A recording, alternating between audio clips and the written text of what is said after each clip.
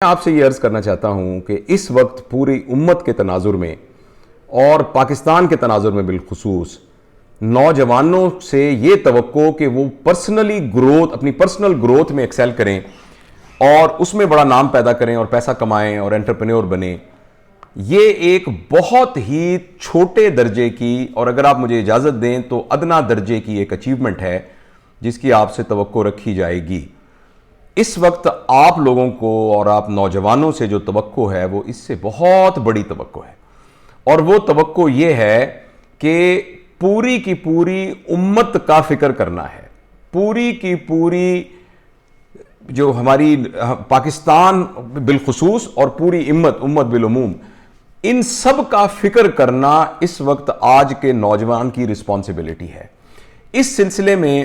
میں ہمیشہ آج کل جن نوجوانوں سے گفتگو کرتا ہوں ان سے یہ عرض کرتا ہوں کہ پچھلے 30-40 سال ہمارے ملک میں بہت ہی اس لحاظ سے بدقسمت رہے ہیں کہ وہ نسل جو میری نسل تھی اور مجھ سے متصل نسل تھی، ان سے بہت زیادہ بنیادی غلطیاں ہوئی ہیں، اور ان غلطیوں میں سے سب سے بڑی غلطی یہ ہوئی ہے کہ آپ نوجوان جو سامنے بیٹھے ہوئے ہیں، ہم نے آپ کو بہت کوئی اعلیٰ درجے کے رول ماڈل کریٹ کر کے نہیں دیے۔ ہم نے آپ کو کوئی خاص قسم کی ڈائریکشن جو کہ ہماری نیشنل کاز اور ہمارے دینی کاز کے ساتھ مطابقت رکھتی ہو، ہم نے آپ کو ایسی کوئی ڈائریکشن فراہم نہیں کی۔ اگر آپ تھوڑے سے توجہ کے ساتھ پچھلے 30-40 سالوں میں دیکھیں تو ہمارے ملک میں خاص طور پر ایک بہت بدقسمت بات یہ ہوئی ہے کہ ہمارے ملک کا جو ہمارے اس علاقے کا، ہماری اس تہذیب کا جو ویلیو سسٹم تھا وہ بالکل اپ سائڈ ڈاؤن ہو گیا۔ مجھے اپنی زندگی میں یاد ہے کہ ایک زمانہ تھا کہ گو پیسے کی اہمیت تو معاشرے میں ہمیشہ سے تھی، لیکن پھر بھی کسی شخص کو بڑا یا چھوٹا پیسے کی بنیاد پر نہیں کیا جاتا تھا، بلکہ بڑا اور چھوٹا ہونے کی بنیاد ایمانداری تھی، دیانتداری تھی، سچائی تھی، بے لوث ہونا تھا، کمپیشنیٹ ہونا تھا۔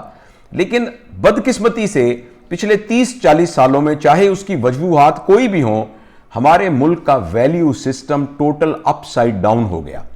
اور ہم نے یہ دیکھا کہ ہم نے اس کو ایک اپنے ڈیفالٹ ویلیو سسٹم کے طور پر ایکسپٹ کر لیا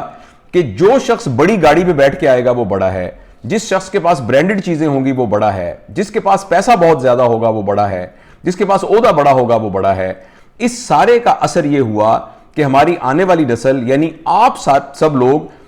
سب لوگوں کے رول ماڈل، آپ سب لوگوں کا قبلہ جو ہے وہ بالکل اپوزٹ سمت پر ہو گیا۔ میں کسی انڈیویجول کی بات نہیں کر رہا، معاشرے میں انڈیویجولی اچھے لوگ موجود ہوتے ہیں، اسی لیے تو معاشرہ برقرار رہتا ہے، لیکن عمومی طور پر ہمارے ہاں یہ سب سے بڑی غلطی ہوئی ہے، اور آپ کو اس سارے کے اثرات نظر آ رہے ہیں۔ آپ ہمارے پاکستان کے سارے ادارے دیکھ لیجئے، اسمبلی سے، سینٹ سے شروع ہو کر نیچے تک، اور اس کے علاوہ کسی اور شعبہ زندگی میں آپ دیکھ لیجئے، یہی قدر مشترک، یہی ایک ویلیو ہر جگہ پر ایگزسٹ کرتی ہے کہ جس کے پاس پیسہ ہے وہ بڑا ہے۔ اور جن قوموں کے اندر یہ ویلیو سسٹم ڈیولپ ہو جائے، ان کے پھر رول ماڈل اور آئیڈیلز چینج ہو جاتے ہیں، اور انفارچونیٹلی ہمارے بھی رول ماڈل اور آئیڈیلز چینج ہو گئے ہیں۔ میں نے ایک سٹڈی کی کہ بچے جن کی عمر 8-9 سال کے قریب ہے، ان بچوں سے رینڈملی پوچھا کہ آپ بتائیں کس جیسا بننا چاہتے ہیں۔ آپ حیران ہوں گے کہ 70-80% بچوں کو تو یہ سوال ہی سمجھ میں نہیں آیا۔ جب ان سے یہ پوچھا گیا تو وہ آئیں بائیں شائیں امی کی طرف دیکھنا شروع کر دیا، ابو کی طرف دیکھنا شروع کر دیا، ان کو یہ بات ہی سمجھ میں نہیں آئی۔ لیکن جن بچوں کو سمجھ میں آئی، اگر میں آپ کو وہ لسٹ دکھاؤں جو کہ میرے پاس ابھی ہے، انشاءاللہ وہ پبلش بھی ہوگا ڈیٹا، تو آپ حیران ہوں گے کہ اس میں سے کچھ لوگ فٹ بال کے پلیئروں کی طرح بننا چاہتے تھے، کچھ اداکاروں کی طرح بننا چاہتے تھے، کچھ ہندو بھارت کے اداکاروں کی طرح بننا چاہتے تھے، کچھ ہمارے ملک کے گلوکاروں کی طرح بننا چاہتے تھے۔ کسی ایک شخص نے بھی یہ مجھے نہیں کہا کہ وہ فلاں صحابی کی طرح بننا چاہتا ہے۔ کسی ایک بچے نے یہ نہیں کہا کہ میں قائد اعظم کی طرح بننا چاہتا ہوں، میں علامہ اقبال کی طرح بننا چاہتا ہوں، میں عبدالستار ایدھی کی طرح بننا چاہتا ہوں۔ کسی بچے نے ایسا نہیں کہا، اور ان کی تعداد کافی زیادہ تھی۔ تو اس کا مطلب یہ ہوا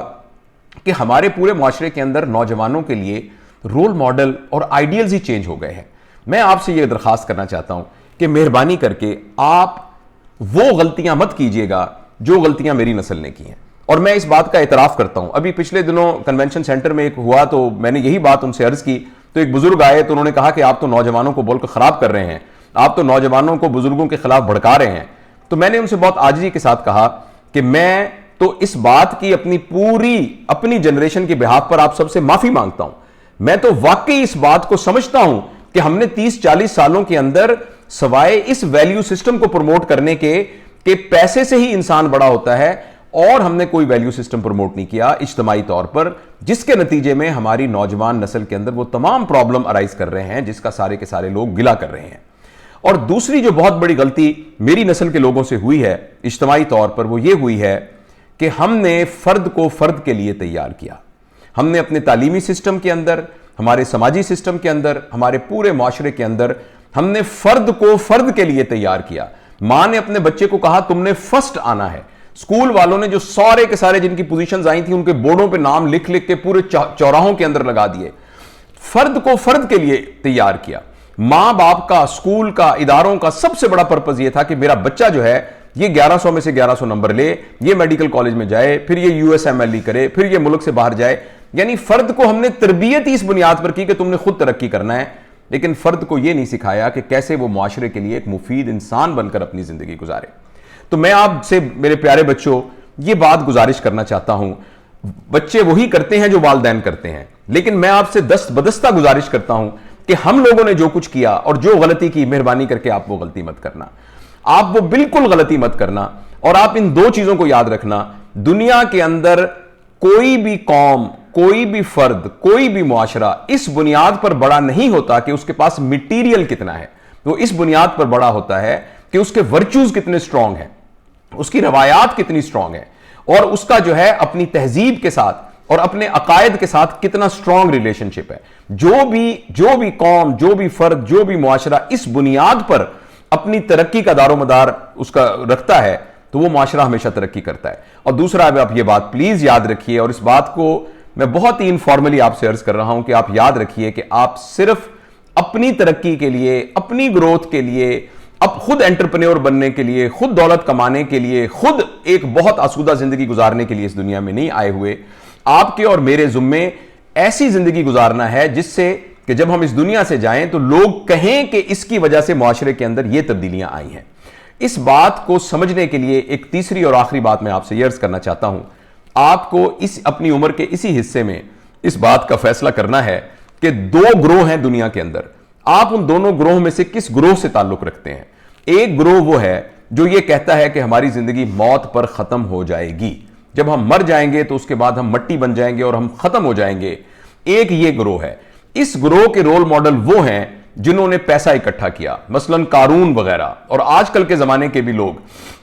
جن کے پاس دولت زیادہ ہے، جن کے پاس پیسہ زیادہ ہے، اس لیے کہ اس گروہ کا یہ خیال ہے کہ ان کی زندگی موت تک ہے اور موت کے بعد ختم ہو جائے گی. لیکن ایک اور گروہ ہے جو گروہ نبیوں کے پیروکاروں کا گروہ ہے، اور وہ گروہ یہ کہتا ہے